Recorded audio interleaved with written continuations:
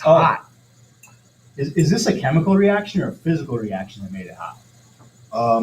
I think you're using a Jedi mind trick. I really don't know what that is.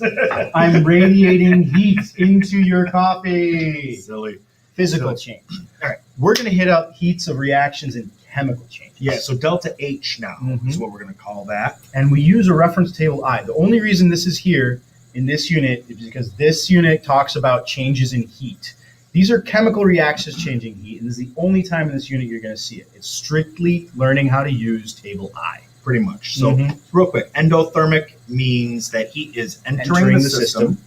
And what you need to know now is I will have a positive delta H value. So that's key. The heat of the system has increased because heat entered it. That's why positive sign would show up in front of the delta H. And H stands for what? Entropy. Heat. Right. And that's measured in joules. Yeah. So exothermic would be the opposite. Can we make a note real quick here? Yeah. What side of the equation is this going to show up on? Because I know I didn't put this anywhere else in the notes. If we have a chemical equation, yes, and heat enters it, yes, it's got to be a reactant. There you go. So if you see the word heat on the reactant side or a plus like 340 kilojoules, you can get a number. If it's on the reactant side, it's endothermic. Right. So you might want to put a little side note in there. Heat and equations can show up as reactants or products. That's what Mr. Milks We're going to ask you to treat them that way too. Yeah. Now exothermic is the opposite. Heat exits the system. Yes. So if the system has less heat than when it had started, it must have negative heat. It's like I got money, right? If I got money, it's entering your pocket. You got I got plus monies. And if you're losing money, now you got negative minus monies, especially. And we're at damn. There you go. Sweet. Almost out. But here's the equation. It's always products minus reactants, no matter what we're dealing with. And even in this case, now we're dealing with heat. So now it's heat of products minus heat of reactants. Right. And when I'm dealing with an exothermic, that delta H just means there's more heat in the reactants. So hence heat exits the system. There's less heat in the products in order for me to get that negative value of mass.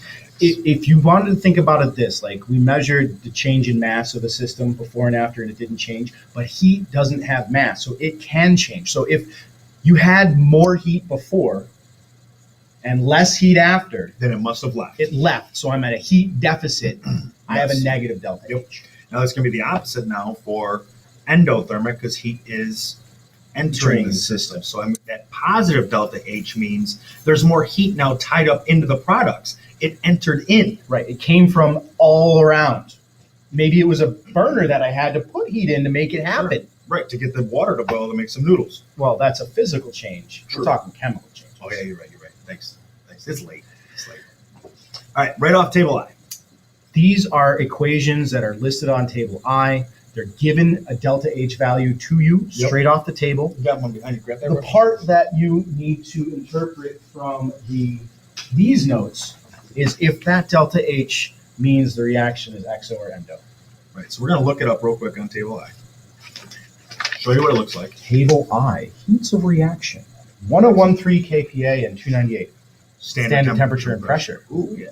So negative tells me right off the bat that it is exothermic. And if heat is exiting the system, I have less heat. And so this is what that sketch is going to look like. Right. I'm going to start off with more heat, and then I'm going to react, and I'm going to finish with less heat. So we lost heat. For exothermic potential energy diagrams, you lose heat. We'll see that in another unit later. In detail. This was our first introduction of it, so I figured, keep it simple. Yes. Now, let's see a different chemical reaction. Because we're going to hit all the options, right? We had an exo, we'll probably have an endo. Yep. Notice what the delta H value here is. Positive 66. So just a little bit of energy has been added and absorbed by the system. So now we're endo. So now I'm going to start low. Go with blue. High. Yeah. Okay. So he starts with less energy than he ends with.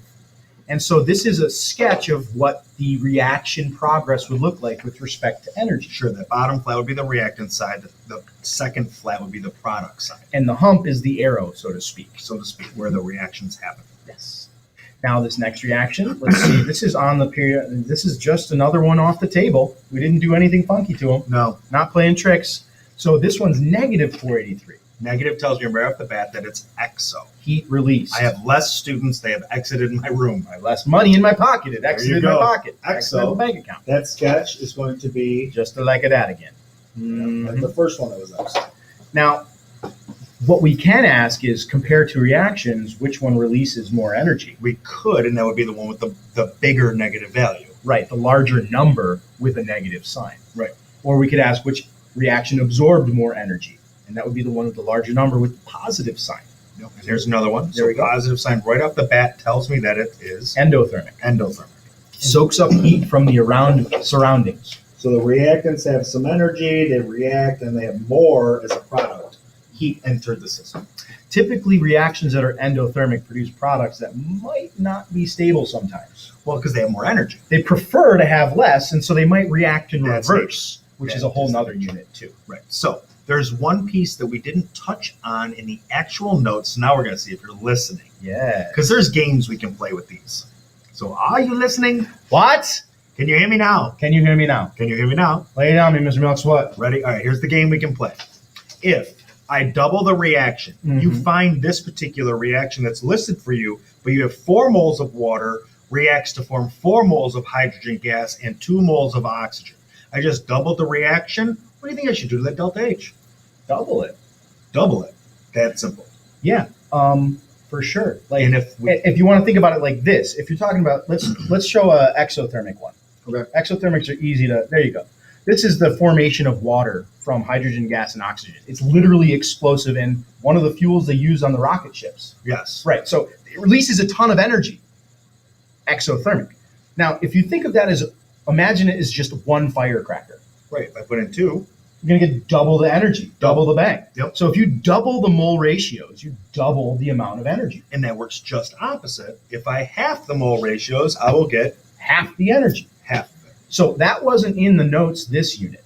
No. We're going to hit it up more in kinetics. But it is important to just kind of know, get your feet wet, kind of Yeah, understand. and we like, did it in the practice that's coming in. Some of the practice problems we redid for you. It is in there. So I don't want you to have any curveballs. There's one other curveball we could throw you though. What? What if I did the reaction in reverse? Well, if the forward reaction was exothermic, Then the reverse reaction would be reversed, endothermic. endothermic, I would flip the sign on the value and I'd flip the direction of the arrow, and there we That's it. go. But the number will stay the same. Right. The magnitude of that heat will stay the same. It's just now is it entering the system or leaving the system? And to take my rocket fuel analogy, okay, if you take a gallon of rocket fuel in this ratio and you react it, kaboom, you release a ton of energy, and you got water. Well, if you take that water and you force the energy back into it, it would separate it back out and It would produce take the a ton other of energy. the same exact amount. Actually, It would take a ton. it would take a ton, but it would be the same exact amount. It So would be. if this reaction you see on the board releases 483.6 kilojoules to do of the opposite, energy, I'd have to put it in. you'd have to put in 486, Right. or 43, pardon. Yeah. So that's kind of it. So you can double and half or reverse these types of reactions. It's just, don't get scared by all that notation. Yeah. That's what messes people up. We taught you a lot about that notation, about the reactants, the products, gases, liquids, solids. All of it. Right? And now we're just throwing that little piece in now with the energy. Where does energy come into that reaction and how does that play? We A should little bit make of them write practice. the whole table I over and put heat in on the side of that reaction arrow, depending on delta H's sign. Doing too much. You're Yeah. good. 1 page of practice. You get the hang of this. It's a piece of cake. See you guys. I'm gonna put on my glasses to see. Okay, do that. What am I clicking on here? Mr. You fucker. Well, I think.